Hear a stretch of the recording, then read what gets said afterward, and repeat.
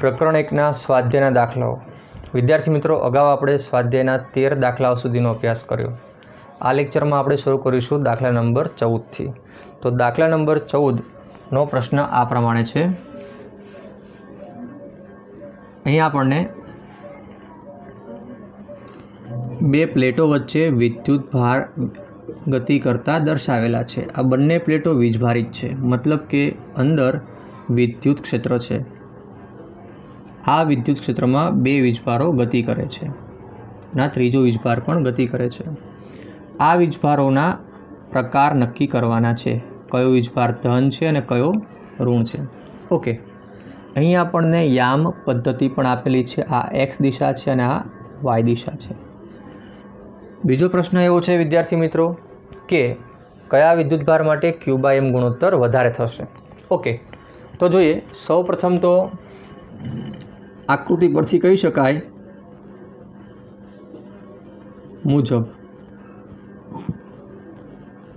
ધન પ્લેટ તરફ વળતા કણો, વિદ્યુત ભારિત કણો 1 અને 2 ઋણ વીજભાર છે। ઓકે, અને જે ઋણ પ્લેટ છે તરફ વળતા વીજભારિત કણો, ઋણ તરફ કોણ આકર્ષાય? ધન। તો અથવા વીજભારિત કણ 3 એ ધન વિદ્યુત ભારિત છે। ઓકે, હવે બીજો પ્રશ્ન એ છે કે કોના માટે Q/M ગુણોત્તર વધારે? તો વિચારીએ વિદ્યાર્થી મિત્રો કે અહીં અમુક અંતર સુધી તો બધા જ કણો સમાન ગતિ કરે છે, મતલબ કે એકબીજાની સાપેક્ષે વેગ કેવા છે? 0 છે। હવે કોઈક બિંદુ પાસેથી તેમના ગતિની દિશા બદલાઈ જાય છે, મતલબ કે પ્રવેગી ગતિ કરે છે। ગતિની દિશાઓ બદલાઈ ગઈ એટલે પ્રવેગી ગતિ કરી। તો એ પ્રમાણે આપણે લખીશું ગતિનું સમીકરણ। અહીં ગતિનું સમીકરણ લખીએ, y બરાબર v0t પ્લસ હાફ at²। જો મિત્રો, શરૂઆતમાં આપણે સાપેક્ષ વેગ 0 લઈ લઈએ। પ્રવેગ કયો છે? તો વિદ્યુત ક્ષેત્રના લીધે વીજભારમાં ઉદ્ભવતો પ્રવેગ છે Q/M બરાબર। ચલો આ બંને કિંમત મૂકી દઈએ ઉપર। શું થશે? Half Q/M into t²। તમે જોઈ શકો છો કે y એ Q/M પર આધાર રાખે છે, કારણ કે વીજભારો માટે વીજભાર અને દળ બદલાય છે, સમય અંદરથી પસાર થવાનો સમાન છે, E પણ સમાન છે। હવે જે વીજભારિત કણનો Q/M ગુણોત્તર વધારે હશે તેનું સ્થાનાંતર વધારે હશે, જેનું સ્થાનાંતર વધારે હશે એનો Q/M વધારે હશે। હવે આકૃતિ પર જો કણ 3 માટે y એટલે કે સ્થાનાંતર વધુ છે, માટે Q/M ગુણોત્તર કેવો થશે? વધુ થશે। ઓકે, આ બિંદુથી ત્રીજા કણનું સ્થાનાંતર y દિશામાં વધારે છે, માટે તેનો Q/M ગુણોત્તર વધારે છે। ઓકે, બસ આટલું જ સિમ્પલ લખવાનું છે, લખી કાઢો। ઓકે, ચલો હવે આગળ વધીએ સ્વાધ્યાયના દાખલા નંબર 15 તરફ।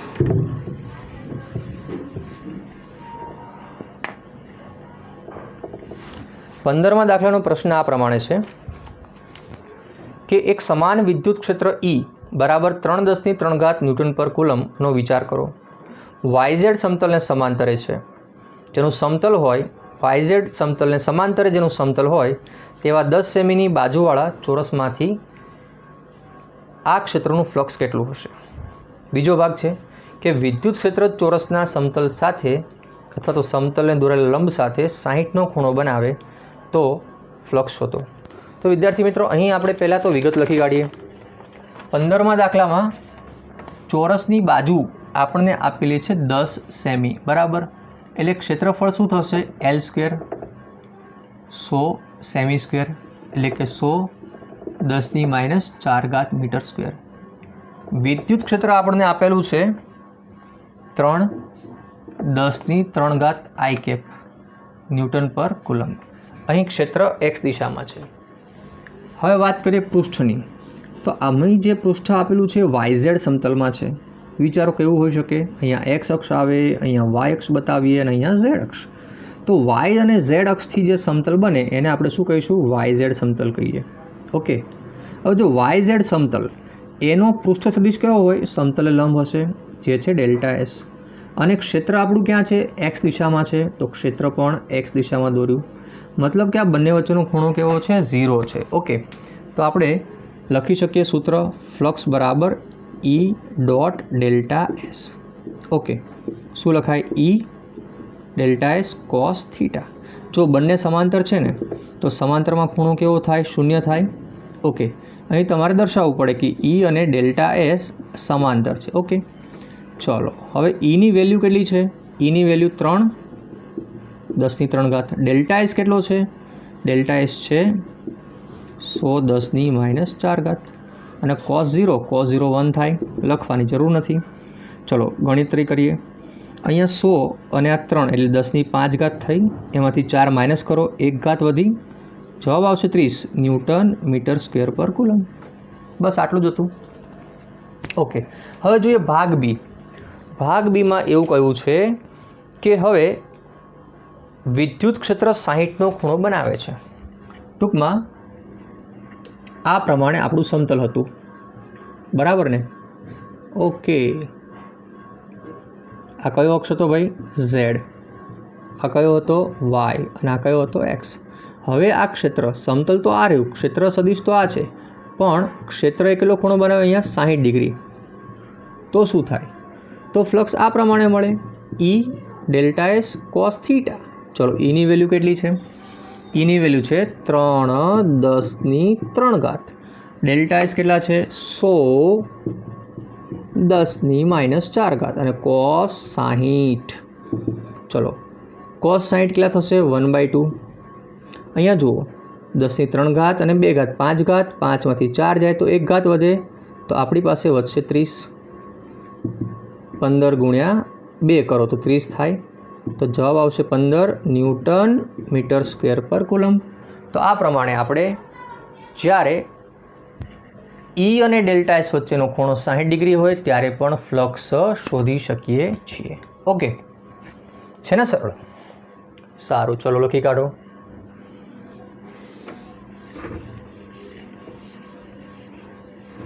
ઓકે. હવે આપણે અભ્યાસ કરવાના છીએ સ્વાધ્યાયનો દાખલા નંબર 16મો. એમાં એવું કહ્યું છે કે 20 સેમીની બાજુવાળા એક ઘન કે જેની બાજુના યામ સમતલને સમાંતર રાખેલ હોય તેમાંથી સ્વાધ્યાય 1.15 દર્શાવેલ વિદ્યુત ક્ષેત્રનું ફ્લક્સ કેટલું હશે? ફરી પ્રશ્ન વાંચું છું. 20 સેમીની બાજુવાળા એક ઘન કે જેની બાજુઓ યામ સમતલોને સમાંતર છે તો આપેલા ક્ષેત્ર માટે ફ્લક્સ શોધો. જુઓ, પહેલું તો આપણે એક સમઘન દોરી કાઢીએ, બરાબર? સમઘન દોરી કાઢીએ. આ રહ્યો સમઘન. ધ્યાનથી જો સમઘન દોરીએ છીએ, જેની બાજુ કેવી છે? યામ સમતલોને સમાંતર છે. બાજુઓ કેવી છે? યામ સમતલોને સમાંતર. ચલો આને આપણે વાય અક્ષ કહી દઈએ, આને એક્સ અક્ષ અને આને ઝેડ અક્ષ. ઓકે. ચલો સમઘન જેની બાજુઓ કેવી છે? યામ સમતલોને સમાંતર છે. હવે આપ ધ્યાનથી વિચારો કે તમે કોઈ પણ દિશાનું અગાઉના પ્રશ્નમાં આપણને વિદ્યુત ક્ષેત્ર એક્સ દિશામાં પણ આપેલું હતું, અથવા તો એક્સની સાથે 60નો ખૂણો બનાવતી દિશામાં. બંનેમાંથી એક ક્ષેત્ર વિચારો. ચલો આપણે એક્સ દિશામાં ક્ષેત્ર વિચારીએ. ઓકે. તો અહીં જુઓ, આકૃતિ પરથી સ્પષ્ટ છે કે જેટલું ફ્લક્સ અંદર જાય છે, બરાબર, એટલું જ ફ્લક્સ બહાર નીકળે છે. તો આપણે કહી શકીએ કે આપેલ પરિસ્થિતિ પ્રશ્નમાં જ આપેલ છે તે અહીં આપણે આકૃતિમાં દર્શાવેલ છે. અહીં અંદર જતું ફ્લક્સ એ માઇનસ હોય અને એટલું જ બહાર આવતું ફ્લક્સ ધન છે, કારણ કે જેટલી ક્ષેત્રરેખાઓ અંદર દાખલ થશે એટલી જ બહાર નીકળશે. આપણું આ બંધ પૃષ્ઠ છે. તો કુલ ફ્લક્સ એટલે નેટ ફ્લક્સ શું થશે? Phi in plus phi out. અંદર દાખલ થતું ફ્લક્સ વત્તા બહાર નીકળતું ફ્લક્સ. હવે અંદર દાખલ થતું ફ્લક્સ કેટલું છે? -5 અને બહાર નીકળતું ફ્લક્સ +5. ચલો માઇનસ પ્લસ કેન્સલ, જવાબ આવ્યો 0. મતલબ કે વિદ્યુત ક્ષેત્રમાં મૂકેલા બંધ પૃષ્ઠ સાથે સંકળાયેલું કુલ ફ્લક્સ શૂન્ય થાય છે. અને આ કિસ્સો પણ આપણે અગાઉ થિયરીમાં ભણી ગયા છીએ. આપ લોકો વિદ્યુત ફ્લક્સનો જે લેક્ચર છે, વિડીયો લેક્ચર, એમાં પણ આનું રિવિઝન કરી શકો છો. કોઈ પણ બંધ પૃષ્ઠ હોય એમાં જેટલી રેખાઓ દાખલ થાય એટલી જ બહાર નીકળતી હોય તો સંકળાયેલું કુલ ફ્લક્સ શૂન્ય થાય છે. ઓકે, આ વિધાનને પણ યાદ કરી દેવું. ઓકે વિદ્યાર્થી મિત્રો, ચલો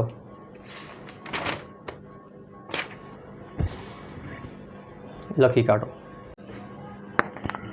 ચલો સ્વાધ્યાયનો દાખલા નંબર 17.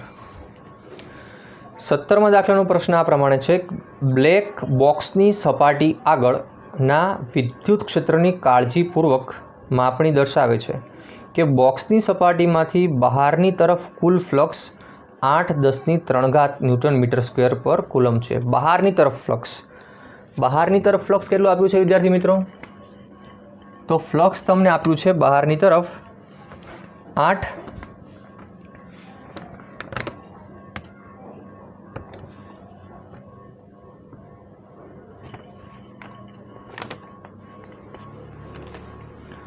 હવે જોઈએ સ્વાધ્યાયનો 1 પોઈન્ટ.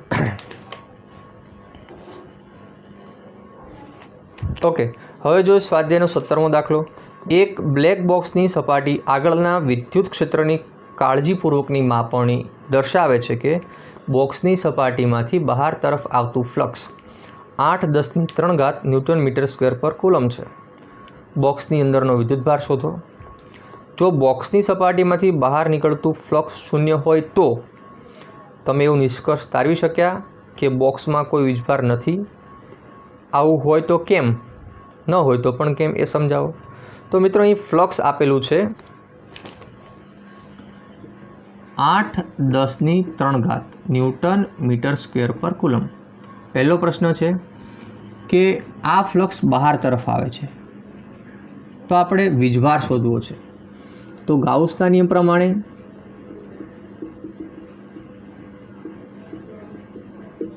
આપણે જાણીએ છીએ કે ફ્લક્સ એટલે શું થાય? Q/ε0. ચલો ક્યુને કરતાં બનાવો શું આવશે? 5/ε0. ફ્લક્સની વેલ્યુ છે આપણી પાસે 8×10³ અને ε0 કેટલું હોય છે? 8.85 10⁻12. ચલો કેલ્ક્યુલેશન કરો એટલે વીજભાર મળી જશે. શું મળશે વિદ્યુતભાર? ક્યુ કેટલા મળશે? યસ, 0.0708 10⁻6 કુલમનો વીજભાર મળે. બરાબર, એટલે લગભગ આપણને કેટલો મળે? 0.07 માઇક્રો કુલમ વીજભાર મળે છે. હવે બીજા કિસ્સામાં એવું કીધું છે કે જો ફ્લક્સ શૂન્ય હોય તો વીજભાર શું થાય? જો ફ્લક્સ શૂન્ય હોય તો Q બરાબર 5×ε0, 0×ε0. આપણો જવાબ શૂન્ય આવશે. અહીં કુલ વીજભાર શૂન્ય થાય, મતલબ કે સમઘનમાં રહેલો કુલ વીજભાર શૂન્ય છે. વીજભાર નથી એવું કહી શકાય નહીં. જો સમઘનમાં જેટલો ધન વીજભાર હશે એટલો જ ઋણ વીજભાર પણ હોઈ શકે, જેના લીધે કુલ વીજભાર શૂન્ય થાય. અથવા તો સમઘનમાં એક પણ વીજભાર ના હોય ત્યારે પણ આવું શક્ય બને. લખી શકીએ કે સમઘનમાં ધન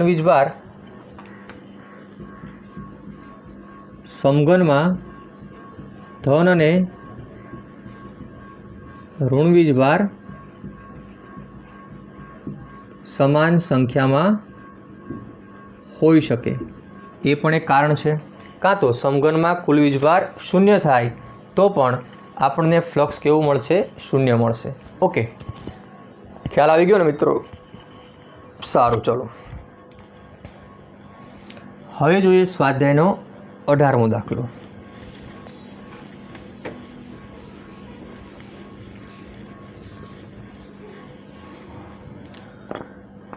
સ્વાધ્યાયનો 18મો દાખલો MCQની દ્રષ્ટિએ ખૂબ જ અગત્યનો છે. એના પછી 19મો દાખલો પણ ખૂબ અગત્યનો છે MCQની દ્રષ્ટિએ, અને વારંવાર ફ્લક્સના આધારિત MCQ પૂછાતા હોય છે, તો આ જ દાખલાઓના કોન્સેપ્ટ એમાં ઉપયોગ થાય છે.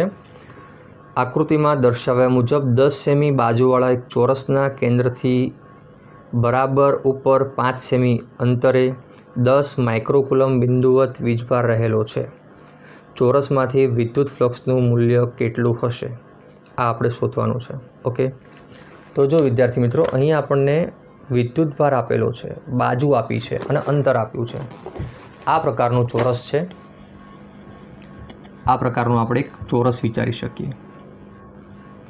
ચોરસની બાજુની લંબાઈ 10 સેમી છે, બરાબર, અને એનાથી ઉપર અહીંયા 5 સેમી ઊંચાઈ આપણને વીજભાર આપેલો છે. ચલો, વીજભાર કેટલો આપ્યો છે લખી કાઢીએ. તો આપણને જે આપેલો વીજભાર છે એ વીજભાર છે 10⁻⁶, એટલે કે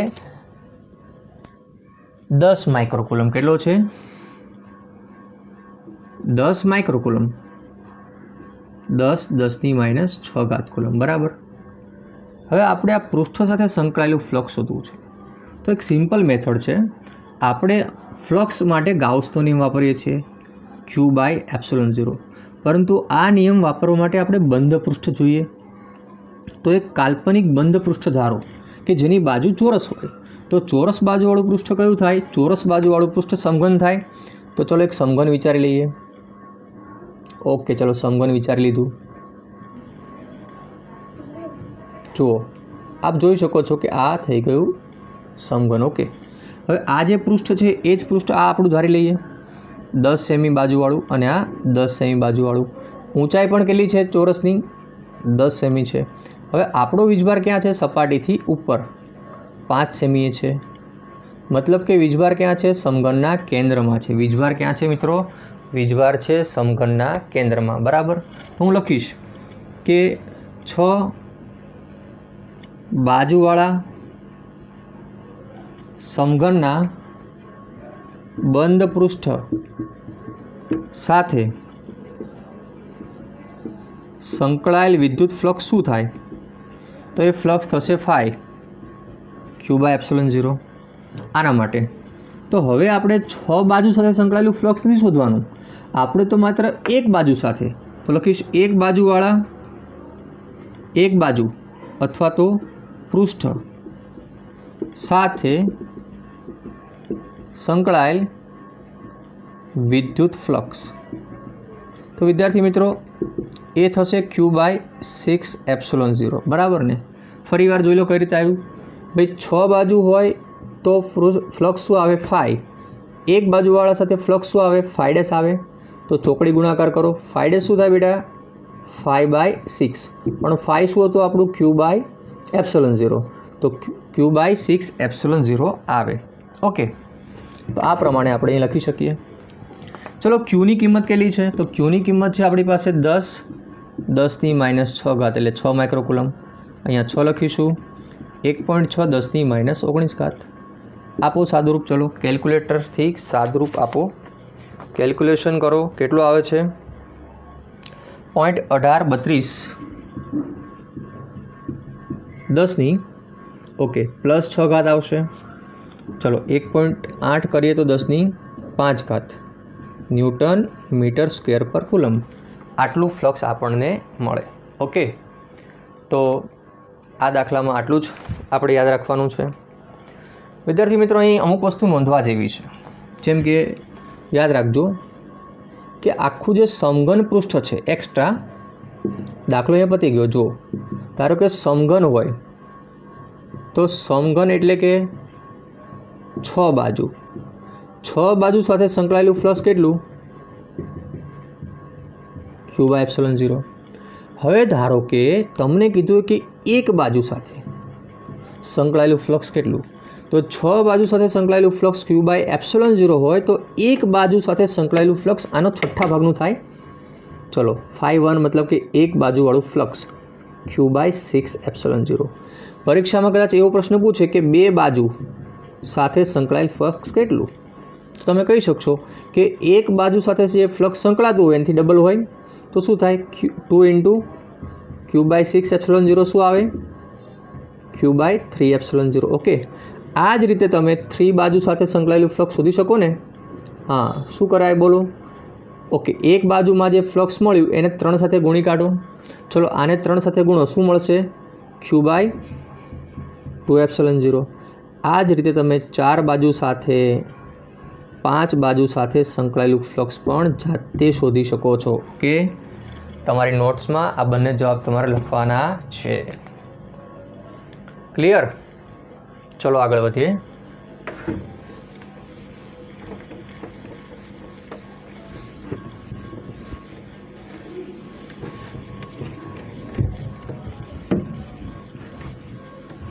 હવે જોઈએ સ્વાધ્યાયનો દાખલા નંબર 19. 19માં દાખલાનો પ્રશ્ન આ પ્રમાણે છે કે 9 સેમીની ધારવાળા એક ઘનાકાર ગૌસિયન સપાટીના કેન્દ્ર પર 2 માઇક્રોકુલમ વીજભાર છે, તો આ સપાટીમાંથી કુલ ફ્લક્સ શોધો. એક સમઘન આપ્યો છે જેની બાજુનું માપ 9 સેન્ટીમીટર છે, એટલે કે 9 × 10⁻² મીટર, અને વીજભાર આપેલો છે આપણને 2 માઇક્રોકુલમ, એટલે 2 10⁻6 કુલમ. જુઓ, આ પ્રમાણે આપણને એક સમઘન આપેલો છે, બરાબર ને? ચલો, સમઘનની બાજુનું માપ પણ આપેલું છે. વીજભાર ક્યાં છે? કેન્દ્ર પર છે. તો આખા સમઘન સાથે સંકળાયેલું ફ્લક્સ શોધવું છે. તો વિદ્યાર્થી મિત્રો, ગાઉસના નિયમ મુજબ ફ્લક્સનું સૂત્ર યાદ રાખી નાખો, Q/ε0. વીજભાર આપેલા જ છે, મૂકી દો 2 10⁻6. ε0 કેટલા હોય? 8.85 10⁻12. ચલો આનું સોલ્યુશન કરો. શું આવે છે? બસ આટલું જ કરવાનું છે ભાઈ. 2.26 10⁵ ન્યૂટન મીટર સ્ક્વેર પર કુલમ. તો આ પ્રમાણે આ દાખલો પણ સોલ્વ થઈ શકે. સમગ્ર પૃષ્ઠ સાથે સંકળાયેલું ફ્લક્સ Q/ε0 છે. અગાઉ આપણે જે એક્સ્ટ્રા સૂત્ર શીખ્યા એ પ્રમાણે પણ આમાં પ્રશ્નમાં ટ્વિસ્ટ થઈ શકે. એવું કીધું હોય કે ભાઈ એક બાજુ સાથે સંકળાયેલું ફ્લક્સ શોધો. શું કરવાનું છે? Q/6ε0. પછી 2 બાજુ સાથે, 3 બાજુ સાથે, 4 બાજુ સાથે, 5 બાજુ સાથે તમે સંકળાયેલા ફ્લક્સ શોધી શકો છો. ઓકે, તો આજના લેક્ચરમાં આપણે મોટાભાગે ગાઉસના નિયમ આધારિત દાખલાઓ ગણ્યા, અને ગાઉસના નિયમમાં આપણે 2 સૂત્ર ખાસ જોયા છે, એ તમારે યાદ કરવા જોઈએ. એક તો φ = Q/ε0, બીજું φ = E.Δs અથવા તો E∆S cos θ. ઓકે, તો આ સૂત્ર આધારિત આજના લેક્ચરના દાખલાઓ હતા. અગાઉ આપણે સૂત્ર માટેનો એક અલગ જ વિડીયો બનાવેલો છે, તો એ વિડીયો વારંવાર જોતા રહેવો, જેથી તમે દાખલાઓને MCQ સહેલાઈથી ગણી શકો. ઓકે વિદ્યાર્થી મિત્રો, આખો લેક્ચર તમે જોયો હોય તો વિડીયોને એક લાઇક આપી દેજો. તમને ગમતી સારી કોમેન્ટ બી કરી શકો છો.